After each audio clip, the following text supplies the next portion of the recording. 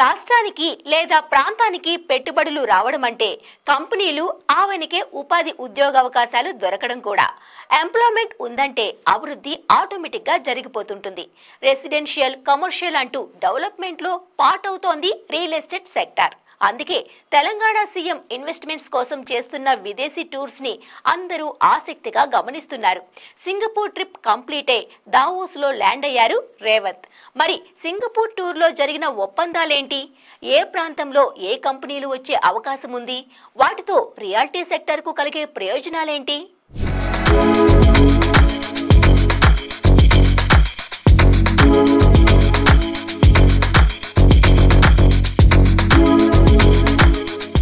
సీఎంగా పగ్గాలు చేపట్టిన వెంటనే అమెరికా దావోస్ వెళ్లి తెలంగాణకు పెట్టుబడులు తెచ్చారు రేవంత్ రెడ్డి. కొత్త ఏడాదిలోనూ ఇన్వెస్ట్మెంట్ టూర్స్ ని కంటిన్యూ చేస్తున్నారాయన. తెలంగాణ అభివృద్ధి, హైదరాబాద్ బ్రాండ్ను తన పాలనలో మరింత పెంచుతానంటూ ఇప్పటికే హామీ ఇచ్చారు రేవంత్. అందుకే వీలు కుదిరినప్పుడల్లా తన డ్రీమ్ ప్రాజెక్ట్ 4th సిటీని ప్రమోట్ చేస్తున్నారు తెలంగాణ సీఎం. ఇక రేవంత్ పెట్టుబడుల వేటంతా హైదరాబాద్ 2.0 లక్ష్యంగానే సాగుతున్నట్టుంది. సింగపూర్ టూర్ను అబ్జర్వ్ చేస్తే అలాగే అనిపిస్తోంది కూడా.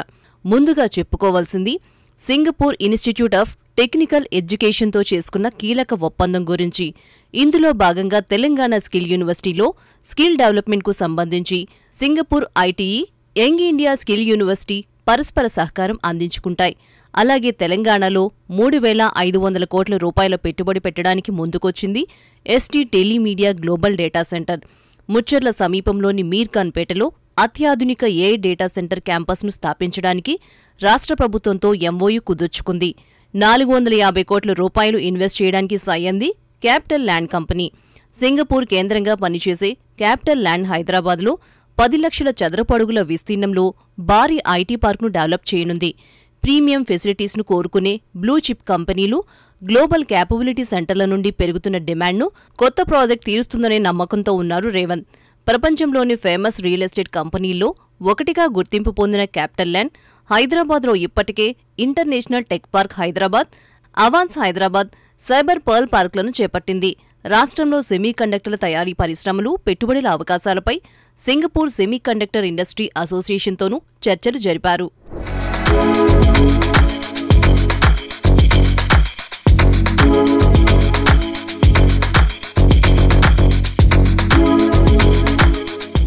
ఫోర్త్ సిటీ మూసీ నది పునరుజ్జీవం.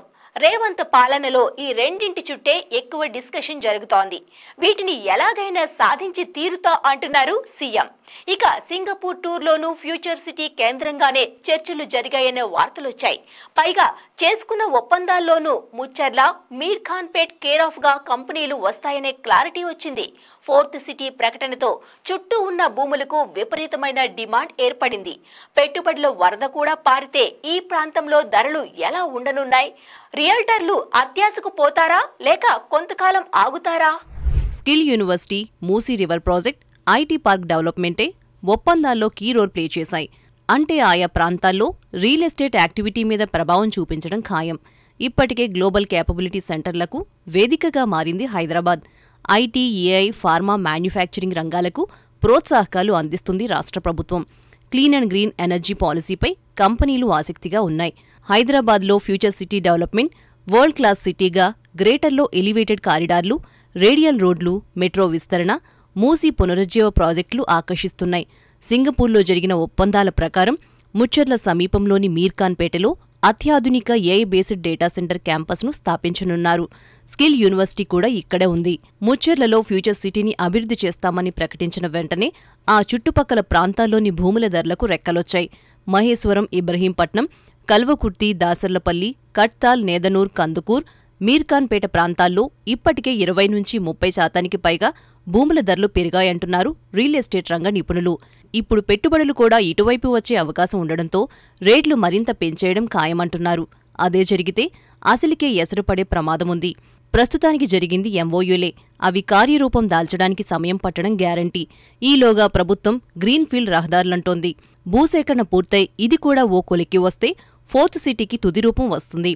కనెక్టివిటీ కంపెనీలు విషయంలో క్లారిటీ వస్తుంది కాబట్టి అప్పుడు ధరల పెంపు విషయంలో ఎలాంటి నిర్ణయం తీసుకున్నా అభ్యంతరం ఉండదు. ప్రకటనలు చర్చలను చూసి ముందే ఎడాపెడా రేట్లు పెంచేస్తే ఇవి కూడా కొందరికే పరిమితమయ్యే ప్రమాదముందని హెచ్చరిస్తున్నారు. హైదరాబాద్ అభివృద్ధి చెందడం, విస్తరించడం ఈ రెండు నిరంతర ప్రక్రియలు. కాబట్టి ల్యాండ్స్ రేట్స్ విషయంలో సందర్భాన్ని క్యాష్ చేసుకోవాలనే ఆలోచనతో కాకుండా డెవలప్మెంట్ చూపించి ధరలు పెంచితే ఎలాంటి సమస్య ఉండదంటున్నారు ఎక్స్పర్ట్స్. ఇష్టం వచ్చినట్లు పెంచిన రేట్ల కారణంగా కొన్ని ఏరియాల్లో డిమాండ్ ఉన్న కొనేవారు లేక భూములు అలాగే మిగిలిపోయాయి. ఫోర్త్ సిటీలో అలాంటి పరిస్థితి రాకుండా ఉండాలంటే ధరల విషయంలో బిల్డర్లు, డెవలపర్లు కొంత వేచి చూసే ధోరణి అవలంబిస్తే బెటరేమో.